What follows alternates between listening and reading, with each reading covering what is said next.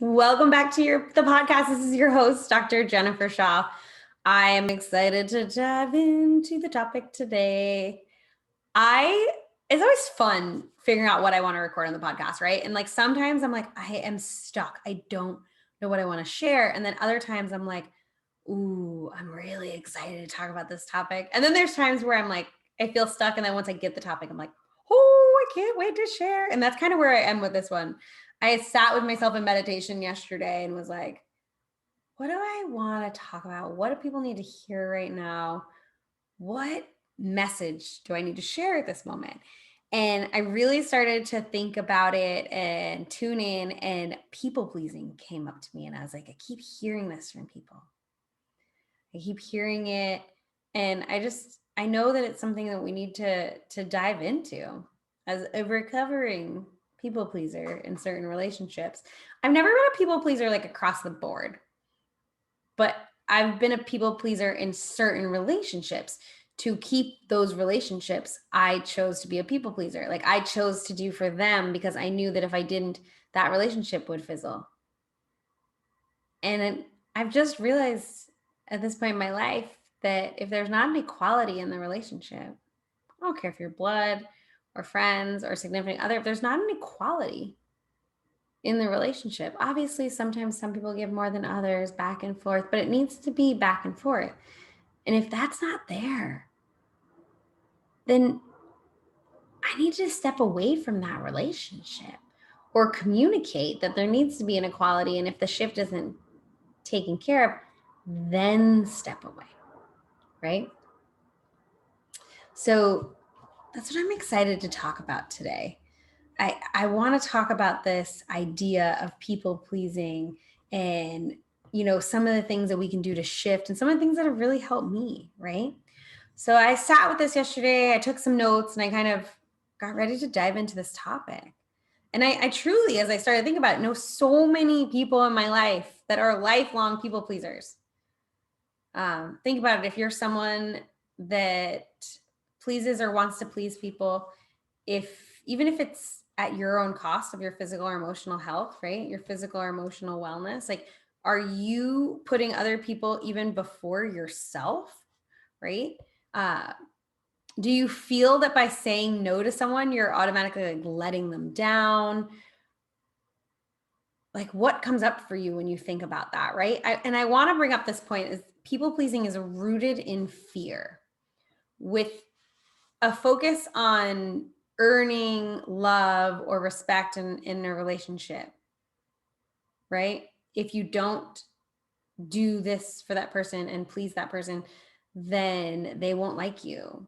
You won't get the promotion. They won't want to hang out with you. They'll stop talking to you. Your relationship will fizzle out. They'll be mad at you. You'll have to walk on eggshells. Like, what are the things that come up when you think about not saying yes to other people, even when it's not for the right of you, right? I've been guilty of this. I still fall into it at times. I know I have a lot of people in my life who fall victim to this mentality. And if you're familiar with the Enneagram, these are our twos out there, right? So like my 2 wing ones or twos, my 3 wing twos or my 1 wing twos, like these are you guys. Twos are the biggest people pleasers. You walk into a room and you want to make sure everyone's comfortable before yourself, right? And oftentimes it's at the detriment of yourself, right? So when we are constantly saying yes to others, we may not even realize it, but oftentimes we're saying no to ourselves, right? So I want to talk about an example because I always think examples help to drive this home and make it a little clearer, right? So let's just say you have plans for the weekend or for today, whatever it be, where you're gonna relax. And maybe that for you is like, I'm gonna tell you what it is for me. It's getting a good book, running a bath, it's going to like take that time for myself and just be with me and my thoughts and just relax, right? And let's say that then your friend or your sister, your family member, or the coach at the kids' soccer game calls or sees you and asks you to insert a favor here. So maybe, it was like Saturday, you had nothing going on in that evening and you were like super planned for that and you were excited. And then that call comes in and you just automatically are like, yeah, sure, I'll be there. Yeah, I'll do that. Yeah, I'll take care of that. Don't worry about it. Right. It really doesn't matter what the favor is. It's just that you initially say yes right away. You say yes before you even think about what it means. And then you hang up the phone. And then you realize you just gave away that time you planned for yourself. You realize that you just put something on your plate that make you say, oh crap, how am I going to get all that done? Maybe you start to feel overwhelmed or frustrated. But let's be honest, it's just part of life, right? This is something that you deal with. This is something that you do. This is something that comes up for you. Well, I'm here to tell you wrong. No, that doesn't have to be life. No, that doesn't have to be the way it is, right? Like this doesn't have to be a constant repetitive cycle, right? Was it Albert Einstein that said the definition of insanity is doing the same thing over and over again and expecting a different outcome?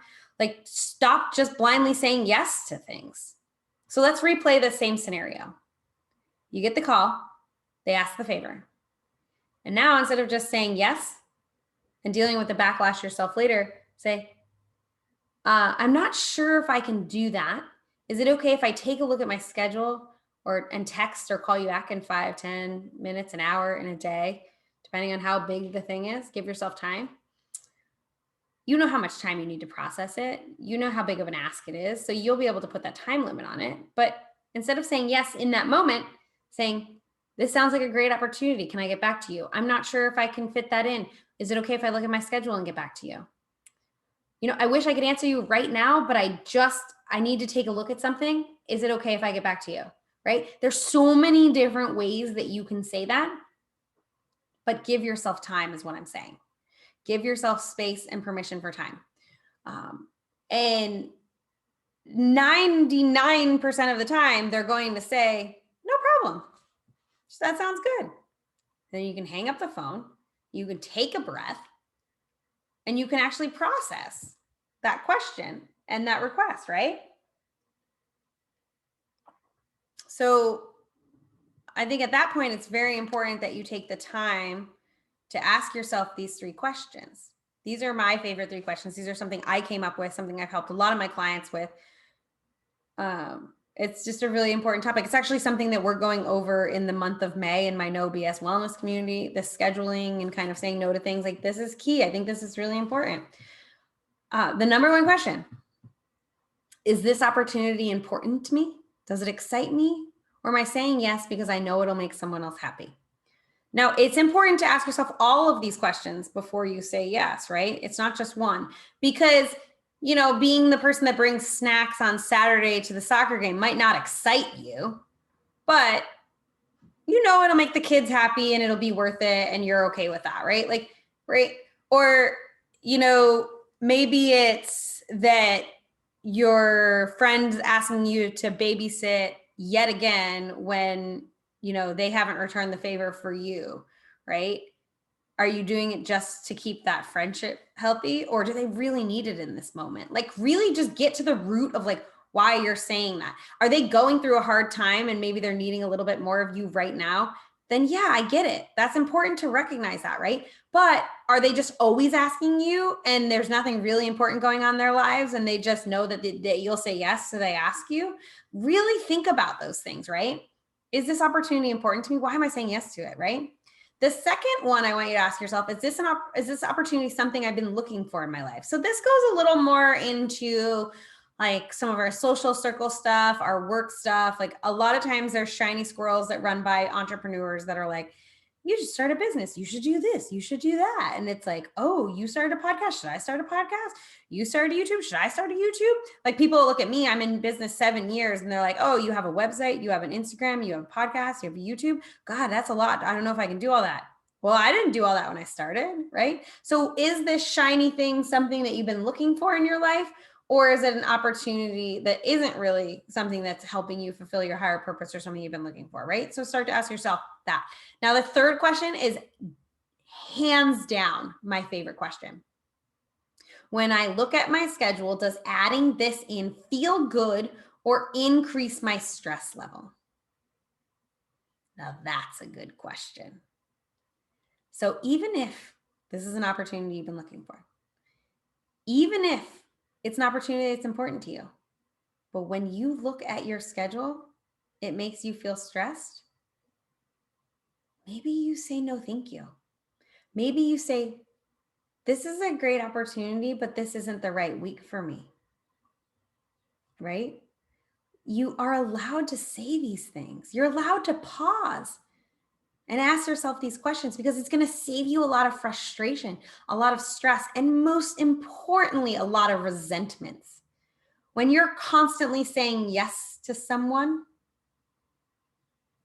and then feeling frustrated later, you're building resentments.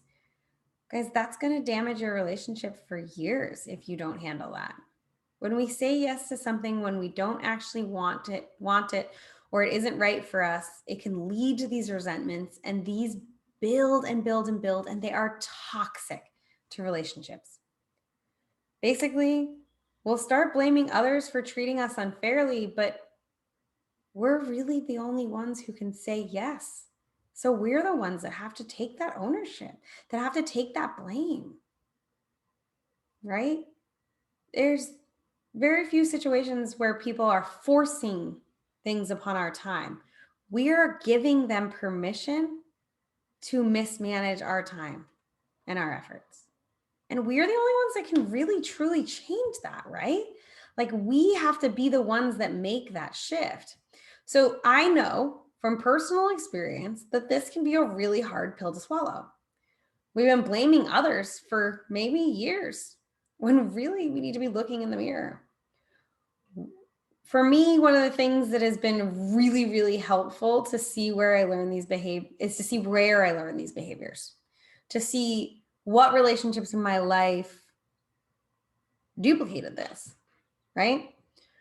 To really look at where did I learn this in my childhood? What relationships do I see it in now, right? It's so, so important to become aware of that, right? So when we know where it's coming from, we can get ourselves out of what I call the like people pleasing resentment cycle. It's like vroom, vroom. I please people, I resent. I please, I resent. I please, I resent. We can break free of that because we can start to understand where it came from, where we learned it, why it's not serving us, right? So think about, did one of your parents say yes and then always seem stretched too thin? Did one of your parents pick up more slack and seem resentful because of it? Even if the things didn't make sense to you as a child, you learned that that's how things were done. Your subconscious was like, okay, got it, imprinted. This is how we do things. And then we just repeat cycles blindly, right? So the good news is having more awareness is really the first step. Once you have awareness, you can begin to ask for some time to process and then get back to people. You can get more confident in giving yourself that space, right? You can run through the 3 questions in your head and answer them from a place of confidence about your schedule and workload. You can create healthy boundaries around your time, but you have to first have some sense of awareness of an ownership of these situations and like how they're showing up for you, right? You have to be able to take that step back and say, what relationships am I giving more than the other person? In what relationships am I really just people pleasing? In what situations am I doing things but feeling resentful after, right? Get some clarity around it, do some journaling on it, think about it, and start to really ask yourself, like, where's that coming up for you? Because when you can bring awareness to this and you can gain this skill set of the pause and the asking yourself the questions, you're going to change your life. You're going to have so much more emotional peace, so much more time freedom, so much more confidence, so much less anxiety. Oh my God, it'll be so powerful. So of course, we're going to give you some oils that I lean into to help me with communication and to communicate your needs and your boundaries with others, right?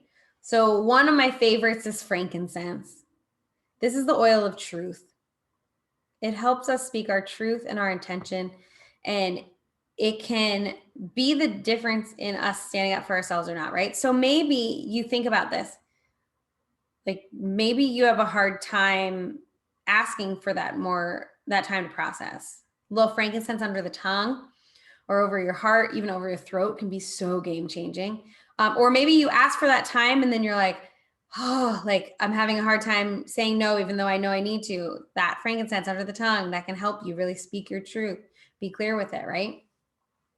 Frankincense is the oil of communication, and this helps us speak up for ourselves. So that lavender and frankincense over the throat, ooh, that's a good one. That is so good for just us really stepping into our personal power and communicating those needs to others. So if you're feeling that tightness in your throat, that fear of speaking your truth, go ahead and lean into those and use them, right? And I think this one's kind of fun too. The spearmint is the oil of confident speech. It inspires clarity of thought and communication. So I think leaning into this one before you have longer conversations about repetitive patterns, you try to put boundaries in place with someone, drink this in your water, put it under your tongue, diffuse it. I just love opening up the bottle and smelling it. These are such powerful oils to help here with communication, with speaking our truth. Guys, these are some bomb oils. You have spearmint, lavender, frankincense. I love all of them. I'm like lately obsessed with spearmint.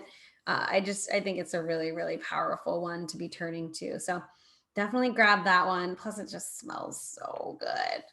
But thinking about this really, like being a people pleaser gets you nowhere. When at the end of the day, you feel worn out, miserable, and resentful, right? Like that's what you get from people pleasing. What's the point of that? There's a huge cost to you and nothing to gain from this behavior. So don't overcomplicate it. Just stop saying yes in the moment and give yourself permission to keep coming back to those questions. If you can do that one shift, you're going to see such a change, such an evolution in your relationships, in your friendships, in your time, in your stress level, in your sleep. Oh my God, you're going to see such a shift. It's so powerful. So really commit to yourself to start doing that, to give yourself that pause and ask these 3 questions. Okay. So I want to close out with a quote from Ed Sheeran. And I saw this one and I loved it. I can't tell you the key to success, but the key to failure is trying to please everyone. You will not be for everyone. You will not make everyone happy. Your sole job is to make yourself happy. Because if you're not happy, if you don't love yourself, you can't show up the best you can for any relationship you're in, right? No one else is going to make you happy. No one else is going to make you love yourself. You have to do those things here first. And when you do them here first, in your heart, in your soul, in your life, then you can let other people come in and love you on top of that love. But you have to put yourself first. You have to prioritize yourself. And guys, become a recovering people pleaser, put boundaries in place. You won't be perfect from the beginning, but what I want you to do is when you start to recognize that you're people pleasing, I want you to just bring awareness to it and say, what could I have done different? What could I have done better? What could I have shifted? And bringing that awareness is going to be so powerful to your future and your life and what you can create from here on out. So give yourself that permission to do that and see where your life changes from here. I'm excited for you. I'm excited for you to become aware of this. I'm excited for you to make these shifts. And I hope that that pause and those 3 questions really do truly change your life. So until next time on the podcast, guys, namaste.